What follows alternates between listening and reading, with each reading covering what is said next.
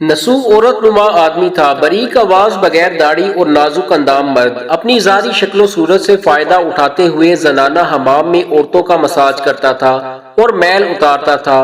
کوئی اس کی حقیقت نہیں جانتا تھا، سبھی اسے عورت سمجھتے تھے۔ یہ طریقہ اس کے لیے ذریعہ معاش بھی تھا اور عورتوں کے جسم سے لذت بھی لیتا تھا۔ کئی بار ضمیر کی ملامت کرنے پر اس نے کام سے توبہ بھی کر لی، لیکن ہمیشہ توبہ توڑتا رہا۔ ایک دن بادشاہ کی بیٹی حمام گئی اور مساج کرنے کے بعد پتہ چلا کہ اس کا گراں بہا گوہر ہیرا کھو گیا ہے۔ بادشاہ کی بیٹی نے حکم دیا کہ سب کی تلاشی لی جائے۔ سب کی تلاشی لی گئی لیکن ہیرا نہیں ملا۔ نسو رسوائی کے ڈر سے ایک جگہ چھپ گیا۔ جب اس نے دیکھا کہ شہزادی کی کنیزیں اسے ڈھونڈ رہی ہیں تو سچے دل سے خدا کو پکارا اور خدا کی بارگاہ میں دل سے توبہ کی اور وعدہ کیا کہ آئندہ کبھی بھی یہ کام نہیں کروں گا، میری لاج رکھ لے مولا۔ دعا مانگ رہا تھا کہ اچانک باہر سے آواز سنائی دی کہ نسو کو چھوڑ دو، ہیرا مل گیا ہے۔ نسو نم آنکھوں سے شہزادی سے رخصت لے کر گھر آ گیا۔ نسو نے قدرت کا کرشمہ دیکھ لیا تھا اور ہمیشہ کے لیے اس کام سے توبہ کر لی۔ کئی دنوں سے حمام نہ جانے پر ایک دن شہزادی نے بلاوا بھیجا کہ حمام آ کر میرا مساج کرے۔ نسو نے بہانہ بنایا کہ میرے ہاتھ میں درد ہے، میں مساج نہیں کر سکتا۔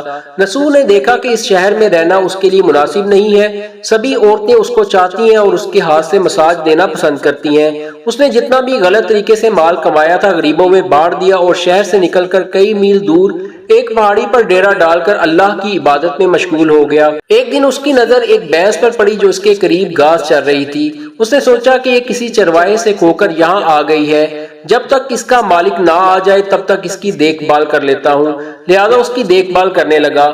کچھ دن بعد ایک تجارتی قافلہ راستہ بھول کر ادھر آ گیا جو سارے پیاس کی شدت سے نڈھال تھے۔ انہوں نے نسو سے پانی مانگا، نسو نے سب کو بھینس کا دودھ پلایا اور سب کو سیراب کر دیا۔ قافلے والوں نے نسو سے شہر جانے کا راستہ پوچھا، نسو نے ان کو آسان اور نزدیکی راستہ دکھایا۔ نسو کے اخلاق سے متاثر ہو کر تاجروں نے جاتے ہوئے اسے بہت سارا مال بطور تحفہ دیا۔ نسو نے ان پیسوں سے وہاں ایک کنواں کھدوا دیا۔ آہستہ آہستہ وہاں لوگ بسنے لگے اور عمارتیں بننے لگی۔ وہاں کے لوگ نسو کی بڑی عزت اور احترام کی نگاہ سے دیکھتے تھے۔ رفتہ رفتہ نسو کی نیکی کے چرچے بادشاہ تک جا پہنچے۔ بادشاہ کے دل میں نسو سے ملنے کا اشتیاق پیدا ہوا۔ اس نے نسو کو پیغام بھیجا کہ بادشاہ آپ سے ملنا چاہتے ہیں، مہربانی فرما کر دربار میں تشریف لے آئیں۔ جب نسو کو بادشاہ کا پیغام ملا اس نے ملنے سے انکار کر دیا اور معذرت چاہی کہ مجھے بہت سارے کام ہیں، میں نہیں آ سکتا۔ بادشاہ کو بہت تعجب ہوا مگر اس بے نیازی کو دیکھ کر ملنے کی طلب اور بڑھ گئی۔ بادشاہ نے کہا کہ اگر نسو نہیں آ سکتے تو ہم خود اس کے پاس جائیں گے۔ جب بادشاہ نسو کے علاقے میں داخل ہوا تو خدا کی طرف سے ملک الموت کو حکم ہوا کہ بادشاہ کی روح قبض کر لو۔ چونکہ بادشاہ بطور عقیدت مند نسو سے ملنے آ رہا تھا اور رعایا بھی نسو کی خوبیوں کی گرویدہ تھی، اس لیے نسو کو بادشاہ کے تخت پر بٹھا دیا گیا۔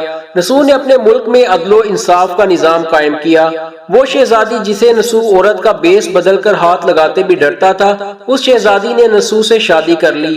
ایک دن نسو دربار میں بیٹھا لوگوں کی داد رسی کر رہا تھا کہ ایک شخص باور ہوا اور کہنے لگا کہ کچھ سال پہلے میری بھینس گم ہو گئی تھی، بہت ڈھونڈا مگر نہیں ملی، برائے مہربانی میری مدد فرمائیے۔ نسو نے کہا کہ تمہاری بھینس میرے پاس ہے، آج جو کچھ میرے پاس ہے وہ تمہاری بھینس کی وجہ سے ہے۔ نسو نے حکم دیا کہ اس کے سارے مال و دولت کا آدھا حصہ بھینس کے مالک کو دیا جائے۔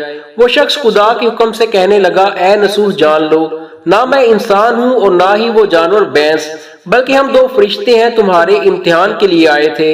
یہ سارا مال اور دولت تمہارے سچے دل سے توبہ کرنے کا نتیجہ ہے، یہ سب کچھ تمہیں مبارک ہو۔ وہ دونوں فرشتے نظروں سے غائب ہو گئے۔ اسی وجہ سے سچے دل سے توبہ کرنے کو اسے توبۃ النسو کہتے ہیں۔ تاریخی کتب میں نسو کو بنی اسرائیل کے ایک بڑے عابد کی حیثیت سے لکھا گیا ہے۔ اس نے کمانے کے لیے اللہ کا ناپسندیدہ کام کیا تھا۔ جب وہ کام اللہ کے خوف سے چھوڑا تو اللہ نے رزق کے اسباب پیدا کیے اور بادشاہت عطا کر دی، اور حرام طریقے سے لذت حاصل کرنا چھوڑا تو اللہ نے نکاح میں شہزادی دے دی۔ اللہ تعالیٰ سب کو توبہ کرنے اور تا دم مرگ اس پر قائم رہنے کی توفیق عطا فرمائے، آمین۔